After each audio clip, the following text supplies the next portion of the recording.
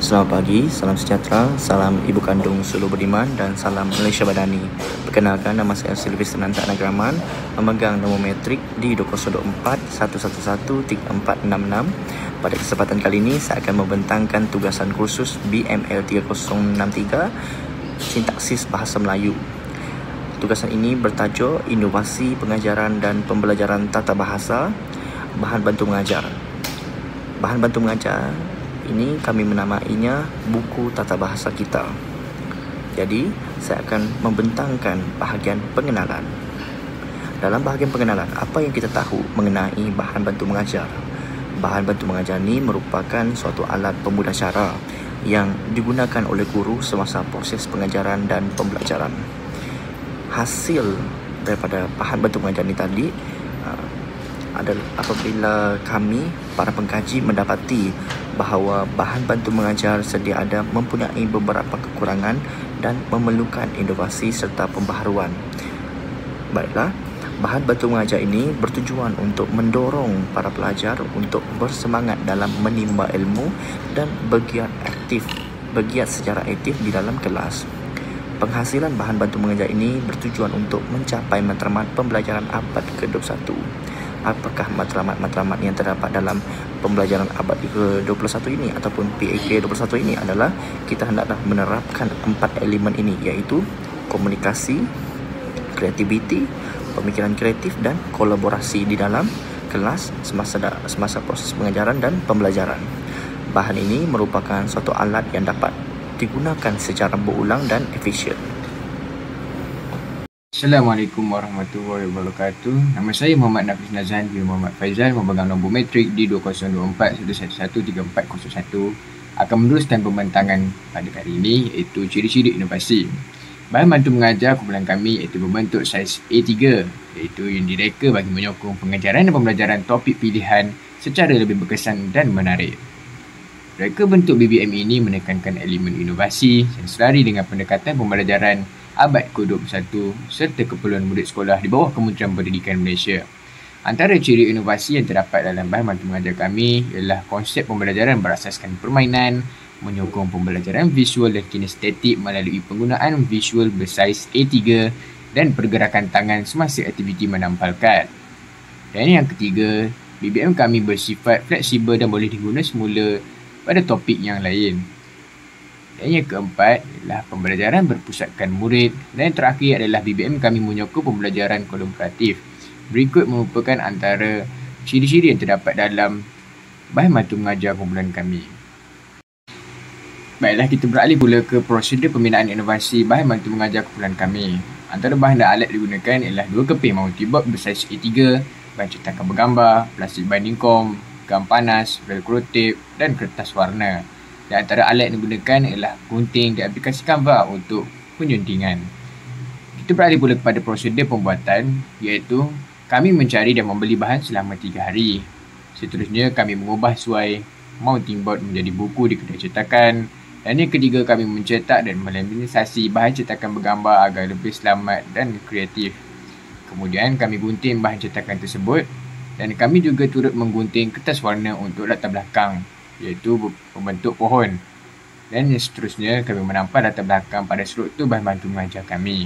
Dan yang terakhir, kami menampal velcro tape pada bahan cetakan dan tapak bahan bantu mengajar agar lebih interaktif. Assalamualaikum warahmatullahi wabarakatuh dan salam sejahtera. Nama saya Muhammad Asif Haikal bin Mat Zawawi, pemegang nombor metrik di 2024 1113460. Baiklah, pada bahagian ini saya akan membentangkan berkaitan dengan aplikasi ataupun cara penggunaan bahan bantu mengajar buku tata bahasa kita.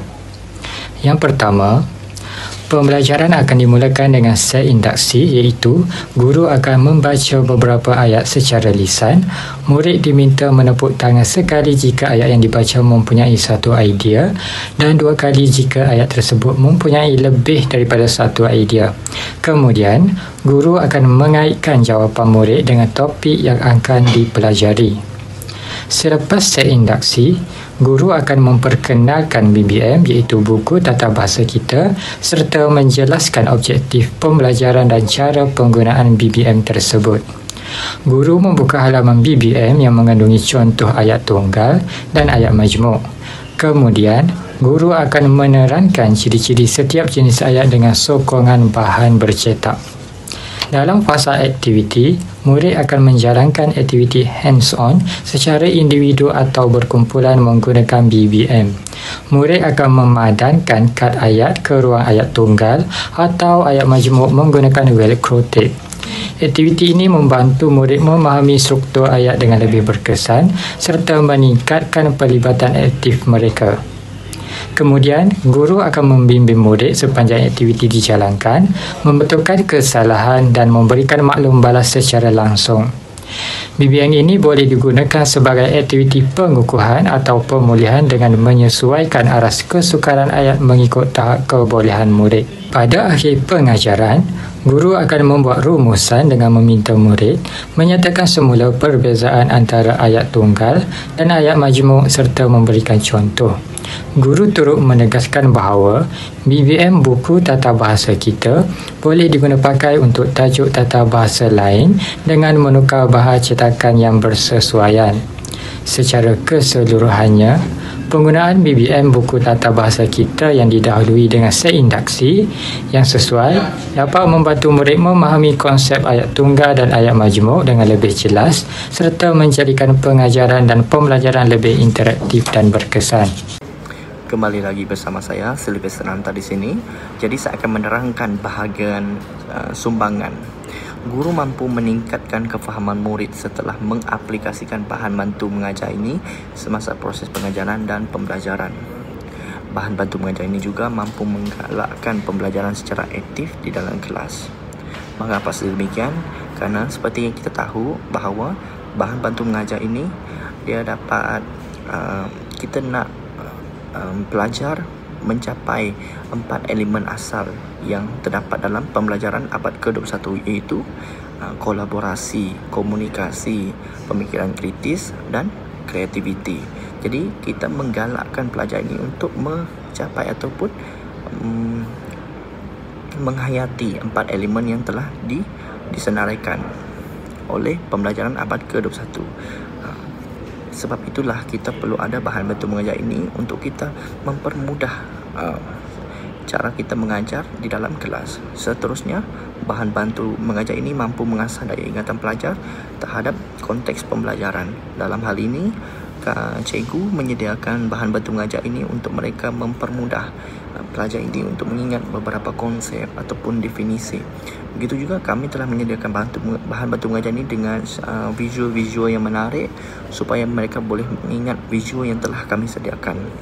Seterusnya, bahan bantu mengajar ini berkeupayaan mencapai objektif pembelajaran. Seperti yang kita tahu, objektif pembelajaran ini amat penting supaya pelajar dapat mencapai dan menghayati objektif pembelajaran yang telah disediakan. Oleh hal yang demikian, kami menyediakan bahan bantu mengajar ini untuk mereka lebih tahu mengenai konteks pembelajaran yang ingin kami sampaikan, iaitu bentuk ayat. Seterusnya, iaitu bahan bantu mengajar ini mampu menjimatkan masa pengajaran dan pembelajaran. Seperti yang kita tahu, kami telah menyediakan beberapa contoh yang mudah kepada pelajar supaya mereka dapat memahami konsep terlebih dahulu bagaimana cara mereka mengaplikasikan bentuk ayat, iaitu ayat tunggal dengan ayat majmuk. Seterusnya, mereka sendiri akan menilai bagaimana ayat tersebut boleh dibentuk pada masa akan datang ataupun pada semasa ujian berlangsung. Jadi sekian sahaja pembentangan daripada kami. Terima kasih.